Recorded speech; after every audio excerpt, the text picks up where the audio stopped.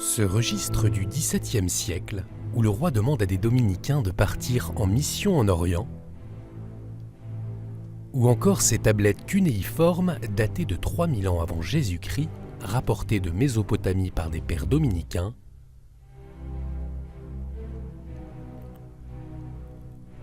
voici quelques-uns des trésors qui seront présentés au public à l'occasion d'une exposition exceptionnelle, ici, aux Archives nationales à Paris, à l'occasion du 8e centenaire des Dominicains.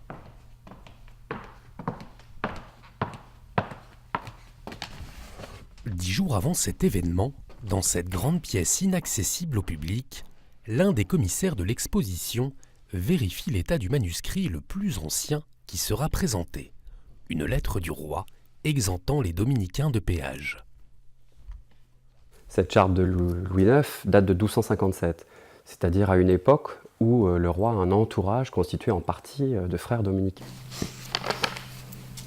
Et à la lecture approfondie des manuscrits liés à l'histoire des dominicains, on découvre quelle fut l'une de leurs missions primordiales. Très tôt au XIIIe siècle, les dominicains ont été envoyés en mission en Orient. Des missions à la fois religieuses, pour le pape, qui cherche à renouer des liens avec les communautés chrétiennes d'Orient, et puis des missions aussi de connaissance et de prédication des frères, puisque c'était le nom de l'ordre, les frères prêcheurs, et donc ils étaient là pour répandre la parole de Dieu au-delà de l'Europe. Retracer cette histoire de très longue haleine, c'est montrer finalement qu'il y a toujours eu des liens étroits entre l'Occident et l'Orient, et une mutuelle interconnaissance. Pour témoigner des relations entretenues depuis plusieurs siècles entre l'Orient et l'ordre des Dominicains, cette exposition se prépare depuis plus de 3 ans en France, mais pas seulement.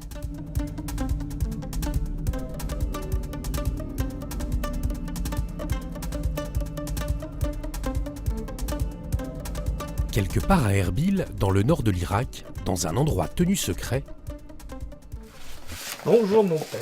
Bonjour. Jacques-Charles Gaffiot, l'autre commissaire de l'exposition, a fait le voyage depuis Paris pour rencontrer le père Najib, dominicain irakien, détenteur de véritables trésors, parfois vieux de 500 ans. 502. Et c'est imprimé où? À Francfort, encore une fois. Depuis 1750, une collection de près de 8000 manuscrits est conservée par les dominicains. Beaucoup de pères dominicains étaient vraiment des musiciens, oui. des compositeurs déjà rhétorés. Oui, Il composait de la musique et d'ailleurs il était, selon moi, selon mes découvertes, justement le premier qui a écrit les notes orientales avec le syllabe justement musical européen. Aujourd'hui, c'est le père Najib qui veille sur ces trésors. Des trésors au plan intellectuel, au plan humain, au plan histoire, au plan art et en même temps littéraire et tout cela. Donc ça fait vraiment une partie de notre vie quotidienne et ça reflète comme la mémoire, justement un miroir en même temps, les deux. Donc on peut se voir à l'intérieur de ces livres, on peut se découvrir nous-mêmes, mais aussi on découvre ceux qui sont passés et qui ont présenté ce trésor pour nous. J'essaie de garder justement ce qui est déchiré. Mais ces partitions et tous ces manuscrits, reflets de la mémoire irakienne, ont bien failli être détruits.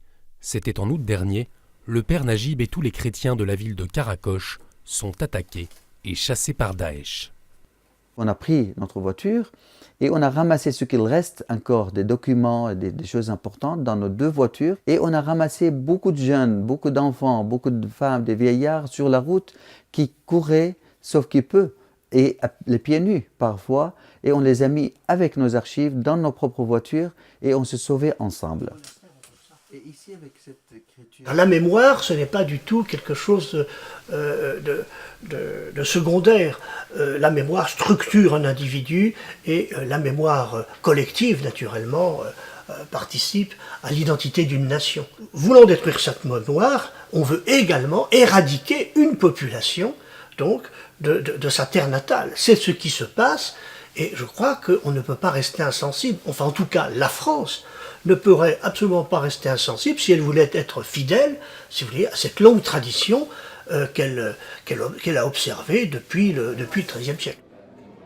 Pour permettre à cette mémoire de voyager et d'être accessible au plus grand nombre, le Père Najib a fondé le Centre numérique des manuscrits orientaux, un lieu où tous les manuscrits ont été numérisés.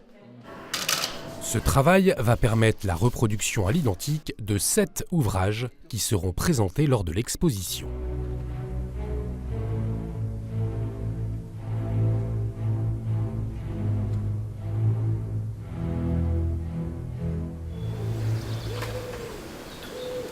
Retour en France, dans cette imprimerie nichée au cœur de la Charente.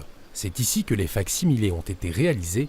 Le Père Najib a fait le déplacement pour contrôler la qualité des reproductions. Ça c'est Thomas. Simon Pierre et Thomas qui mettent le doigt sur le côté de Jésus.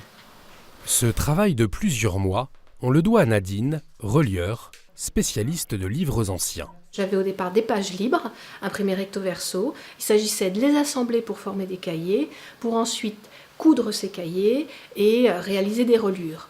Donc le but est d'être au plus proche de la reliure d'origine, pour avoir le sentiment de tourner les pages, d'avoir un rapport charnel et physique avec l'objet tel qu'il pouvait être à l'origine. C'est un reflet presque authentique que ce que nous avons. Voir les images, c'est déjà quelque chose. Donner les mêmes mesures, la taille, les couleurs, ça crée le même sentiment. C'est une photo identique pour cela, pour montrer au public quelque chose de très beau et très rare, et ça fait partie de notre patrimoine. Ces joyaux seront présentés à Paris aux Archives nationales, aux côtés d'une trentaine de manuscrits comparables, tirés des collections françaises de la Bibliothèque nationale et de la Bibliothèque du Saulchoir, mais aussi de la Bibliothèque apostolique vaticane. Bonjour monsieur. Bonjour. Jacques-Charles Gaffiot a également trouvé d'autres trésors, témoins du lien entre la Mésopotamie et les Dominicains, à l'École des hautes études de Paris. C'est un exemplaire de bibliothèque, donc il est particulièrement soigné. Ces tablettes cunéiformes en argile, support où les scribes rédigeaient leurs courriers, datent de 3000 ans avant Jésus-Christ. Elles ont été rapportées en France au début du XXe siècle par le Père Chelle, un dominicain. La présentation de ces tablettes nous permet d'évoquer l'écriture, la naissance de l'écriture dans ce territoire de Mésopotamie, et ce qui est étroitement rattaché naturellement à la présence des manuscrits que nous exposons qui proviennent de la bibliothèque des Dominicains de Mossoul. Cette exposition à l'hôtel de Soubise à Paris du 20 mai au 24 août met en valeur la richesse du patrimoine mésopotamien et la présence chrétienne séculaire en Orient. La France rappelle ainsi que ce patrimoine, aujourd'hui exposé aux attaques de Daesh en Irak, est précieux et inestimable pour l'humanité.